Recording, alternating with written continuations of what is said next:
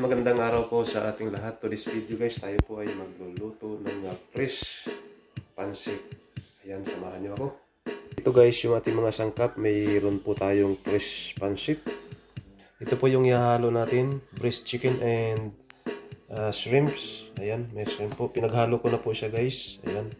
Yan yung ihahalo po natin. Instead of cabbage, ito po pichay po ang ihahalo natin guys. Yung pino na pichay.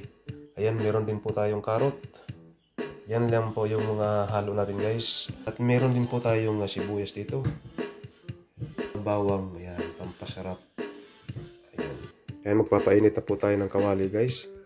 Yan, ito po yung ating gagamitin na mantika extra virgin olive oil. Ayan, lagyan na po natin guys. Ayan, ilagyan na po natin yung ating bawang.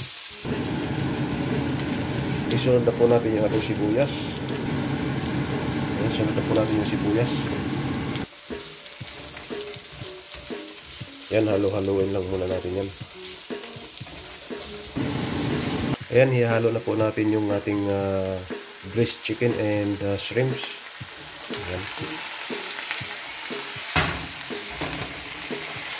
Halo-haloin lang po natin.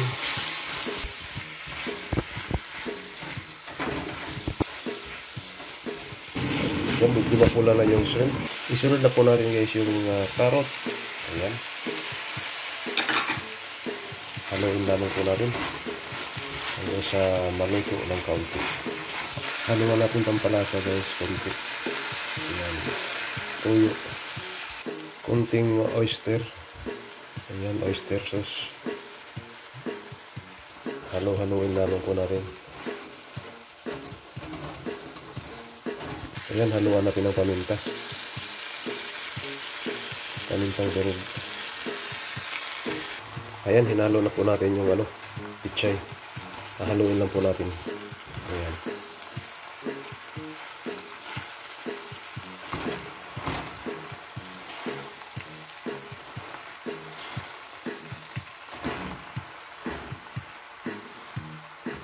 Haluin hanggang sa maluto. Ayan.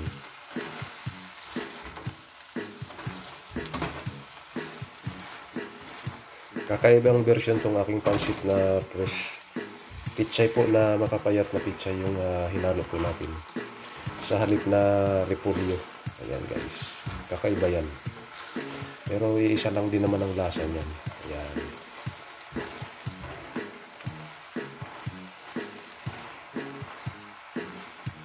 Ayan, medyo lanta na siya.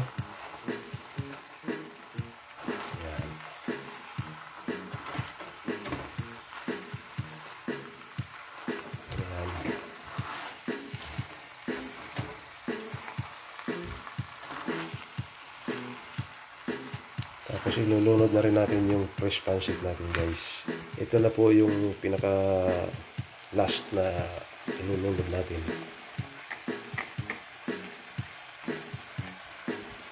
Yan.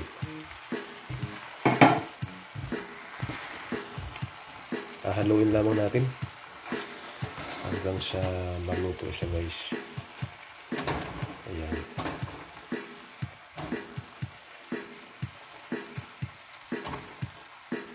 Kakaibang pansit to.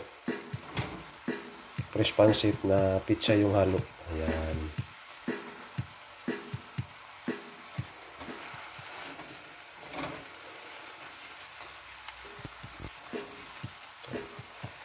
Mukha namang masarap.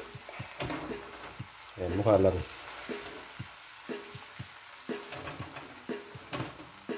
Pero masarap talaga yan. Ayan. Lalagyan lang natin ng konting tubig. Sasabawan natin para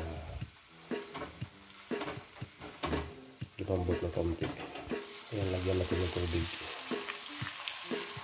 Masarap yun na may sabaw-sabaw. Ayan.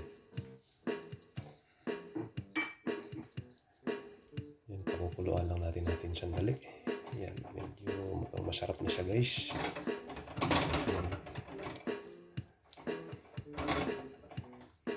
Titimplahan na natin ng asin yan. Maya-maya pagka pumulo siya.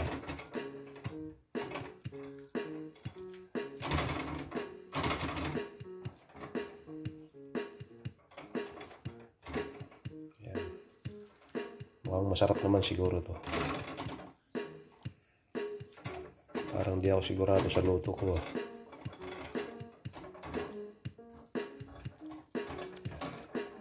Antayin po natin siyang kumulo guys para maluto po siya. Ayun guys, ito na po yung finished product natin. Ayan, tapos na siya.